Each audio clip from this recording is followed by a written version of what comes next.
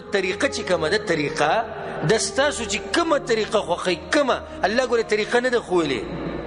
یا بعض خلک تپوسونه کوي داسې کول داسې کول ډېر تپوسونه مه کوه خو دغه حرام یاد ساته چې دا حرام دي بس نو د دې حرام نه علاوه چې څه دي هغه څه شو جایز شو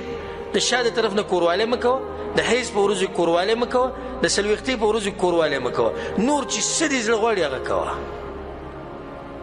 په دې کې د فایدې لپاره دا خبره د بعض عوام دا وایي چې ښځه او خاوند یو بل ته لغړ نشي کتی وایي د دې سره نظر کمیږي دا خبره چریږي که نه چریږي دا خبره مشهوره ده او دا سړی بې حیایي او دا جنۍ بې شرمه ده چې خاوند ته داسې ګوري هغه ښځې ته داسې ګوري دا کمزوري خبره ده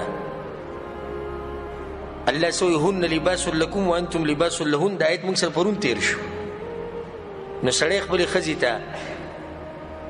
چې هغه په هر حال کې کتی شي ورته او ښځه خپل خاوند ته چې هغه په هر حال کې نو کتی شي ورته